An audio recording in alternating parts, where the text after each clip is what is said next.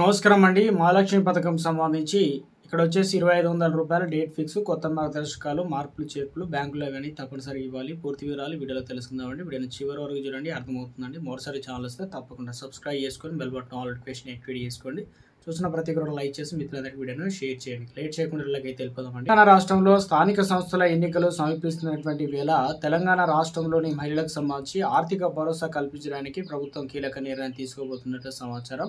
Congress party ఎన్నికలకు ముందు ఇచ్చినటువంటి 6 గ్యారెంటీలో భాగంగా మహిళలకు నెలకు 2500 రూపాయలు ఆర్థిక సాయం అందించేందుకు మహాలక్ష్మి పథకాన్ని అందిస్తామని ప్రకటించింది. ఆ పథకం అమలుకు సంబంధించి తెలంగాణ సర్కారు సన్నాహాలు. ఈ క్రమంలోనే ఆ పథకాన్ని ప్రారంభించడానికి తెలంగాణ ప్రభుత్వం శరవేగంగా సన్నాహాలు చేస్తున్నట్లు తెలుస్తుందన్నమాట. ఈ పథకం ద్వారా సంవత్సరానికి మహిళలకు 30,000 రూపాయలు ఆర్థిక సాయం అయితే అందనుంది. ఈ పథకం ద్వారా 55 సంవత్సరాల లోపు ఉన్న వయసున్న, అదేవిధంగా తెల్ల రేషన్ కార్డు కలిగి ఉన్న, పెన్షన్ సౌకర్యం లేని మహిళలకు నెలకు 2500 రూపాయల ఆర్థిక సాయం అందించడానికి ప్రభుత్వం సన్నాహాలు చేస్తుంది. మహాలక్ష్మి పథకం పైన వేగంగా కసరత్తు. మహాలక్ష్మి పథకం పైన భాగంగా అందించే ఈ ఆర్థిక సాయాన్ని త్వరితగతిన అమలు చేయాలని ప్రయత్నిస్తుంది. ఈ పథకానికి సంబంధించి విధి విధానాలు రూపొందిస్తున్న కాంగ్రెస్ ప్రభుత్వం రాష్ట్ర స్థానిక సంస్థల ఎన్నికలకు ముందుకు దీనిని ఇవ్వగలిగితే ప్రజల్లో మద్దతు పూర్తి స్థాయిలో పొందే అవకాశం ఉంటుందని భావిస్తుంది. ఇప్పటికే అనేక మార్లు తెలంగాణ మంత్రి పొంగులేటి శ్రీనివాసరెడ్డి, ముఖ్యమంత్రి రేవంత్ రెడ్డి త్వరలోనే తెలంగాణ మహిళలకు శుభార్త చెప్తారని ఏదైతే పేర్కొన్నారు. అయితే ఎన్నికల ముందు మహిళల ఖాతాలో డబ్బులు.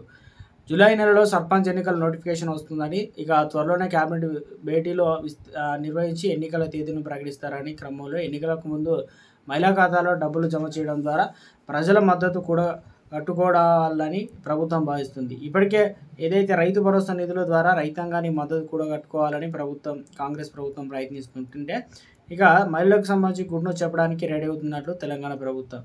ఇదే సమయంలో మహాలక్ష్మి పథకం ద్వారా మహిళలకు ఖాతాలో ఇచ్చిన మాట ప్రకారం ఏదైతే 2,2500 రూపాయలు నగదు జమ చేసి ఆర్థిక భరోసా కలిగించి 2 ముఖ్యమైన పథకాలు అమలు చేయడం ద్వారా ప్రజల్లో విశ్వాసం పెంచుకోవాలని భావిస్తుంది. ఎన్నికల హామీలు నెరవేర్చడం ద్వారా స్థానిక సంస్థల ఎన్నికల్లో పట్టు సాధించాలని, తద్వారా రాష్ట్రంలో మళ్ళీ బలం గ్రామీణ స్థాయిలో బాగా వేయాలని భావిస్తుంది. ఈ క్రమంలో మహిళలకు గుడ్ను చెప్పడానికి తెలంగాణ ప్రభుత్వం సిద్ధమవుతున్నట్టు తెలుస్తుంది.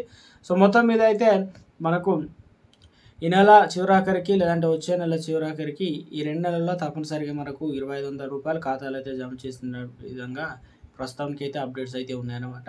సో ఎంతమంది అర్హులు ఏంటనేది చాలామంది, కోటి మంది మహిళలు అయితే ఉన్నారు. వారందరికీ కూడా 2500 రూపాయల చొప్పున అయితే అందించాలి. సంవత్సరానికి 30,000 రూపాయలు అయితే అవుతుంది. సో ఇది ప్రస్తుతం మరి ఈ పథకానికి కాంగ్రెస్ ప్రభుత్వం ఏ రకంగా ముందుకెళ్తుంది, గుడ్ను చెప్పే ప్రయత్నం అయితే జరిగిందనమాట మహిళలకు సంబంధించి. ఇప్పటివరకు బ్యాంకులో మరి ఎలాంటి డాక్యుమెంట్లు ఇవ్వాలి ఏంటంటే, బ్యాంకులో మీరు గతంలో ఏదైనా కానీ లోన్ తీసుకున్న బ్యాంకు ఇవ్వకూడదు. దాంతోపాటు బ్యాంకు సంబంధించి ఆధార్ కార్డు, దాంతోపాటు మీ బ్యాంక్ అకౌంట్ ఎప్పటికీ ట్రాన్సాక్షన్లో ఉంచుకునే విధంగా చూసుకోండి, ట్రాన్సాక్షన్ జరగాలన్నమాట.